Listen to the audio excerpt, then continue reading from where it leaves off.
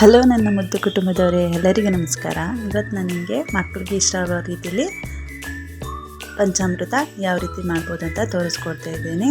First ನಾನು ಒಂದು 4ರಿಂದ 5 ಏಲಕ್ಕಿ ಬಾಳೆಹಣ್ಣನ್ನು ತೊಗೊಂಡಿದ್ದೀನಿ, ಮತ್ತು 1 ಕಪ್ಪು ಮೊಸರು ತೊಗೊಂಡಿದ್ದೀನಿ, ಮತ್ತು ಗೋಡಂಬಿ ಮತ್ತು ದ್ರಾಕ್ಷಿನ ತೊಗೊಂಡಿದ್ದೀನಿ, ಮತ್ತು ಜೇನುತುಪ್ಪ 1 ಬೌಲಲ್ಲಿ ಸಕ್ಕರೆ ತೊಗೊಂಡಿದ್ದೀನಿ.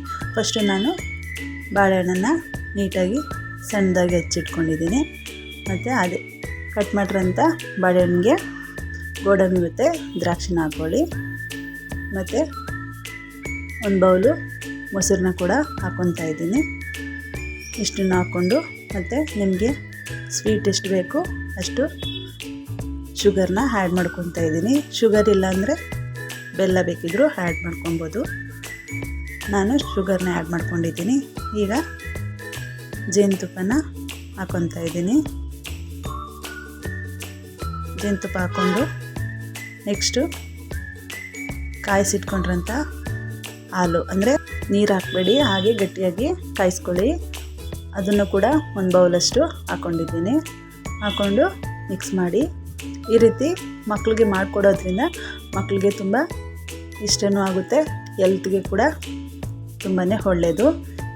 ನೋಡಿ, ಈ ರೀತಿ ಇಷ್ಟು ಮಾಡಿದ್ರೆ ಪಂಚಾಮೃತ ರೆಡಿ ಆಗುತ್ತೆ. ಡ್ರೈ ಫ್ರೂಟ್ಸು ಒಂದೊಂದು ಮಕ್ಕಳು ತಿನ್ನೋದಿಲ್ಲ, ಹಾಗಾಗಿ ನಾನು ಈ ರೀತಿ ಮಾಡಿ ತೋರಿಸ್ತಾ ಇದ್ದೀನಿ. ಮನೆಯಲ್ಲಿ ನೀವು ಕೂಡ ಈ ರೀತಿ ಮಾಡಿ, ಮಕ್ಕಳು ಆಗ ತುಂಬಾ ಇಷ್ಟಪಟ್ಟು ತಿಂತಾರೆ. ನೋಡಿ, ಈಗ ತೋರಿಸ್ತಾ ಇದ್ದೀನಿ. ಇಷ್ಟು ಮಾಡಿ ಒಂದು 5 ನಿಮಿಷ ಕ್ಲೋಸ್ ಮಾಡಿ ಇಡ್ತೀನಿ. ಮತ್ತು ರೆಡಿ ಆಗಿದೆ ನೋಡಿ, ಈಗ ಗಟ್ಟಿ ಬಂದಿರುತ್ತೆ.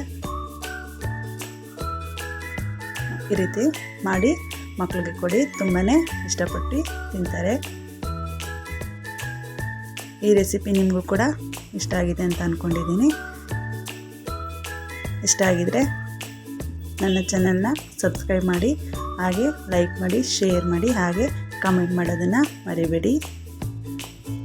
Thank you for watching.